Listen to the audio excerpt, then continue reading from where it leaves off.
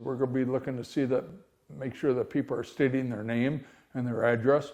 Wisconsin resident Harry Waite, who backs Donald Trump's false claim that his 2020 election defeat was fraudulent, says he'll be observing election workers and voters on November 5th and believes mail-in ballots are not secure. It's the duty of the patriot to engage in civil disobedience when you see something that's wrong.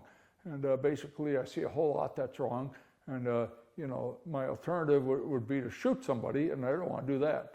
He is one of at least 9 poll watchers who raised complaints at a polling station in Glendale, Wisconsin, during a Democratic primary in July for a state Senate seat. They began to contest every single ballot. Glendale's Democratic Mayor Brian Kennedy said the activists' challenges caused long delays and started as soon as election staff began to read absentee names and addresses aloud, as required by Wisconsin state law. They basically said that they couldn't hear the names being announced. They couldn't, from where they were standing, they couldn't see the ballot envelopes. They had a whole bunch of excuses, and they were essentially disrupting the entire process, trying to keep those ballots from being properly tabulated in the poll book and then opened and counted.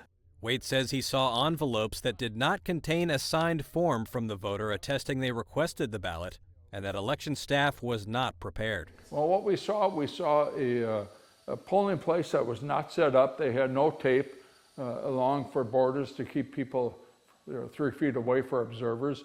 And we were the only observers at that facility because it wasn't a big election. It was just a Democratic primary. But election officials said they fear the poll watchers' actions in July, while limited, were merely a rehearsal for the much larger general election. Ann Jacobs is Wisconsin's Elections Commission chairwoman. There have been some folks who have implied that they intend to disrupt the process, or that they're convinced there's cheating going on, and they sort of want to be the hero of their own story and go in and find that. And what they're going to find is not cheating or anything like that. They're going to find orderly, well-run elections. But I'm a little concerned that some folks think that they can go in and somehow change how elections are run. Waite has voiced criticism against the state's top election officials, including Jacobs. They're very democratic, and everything that they rule on is in favor of the Democrats.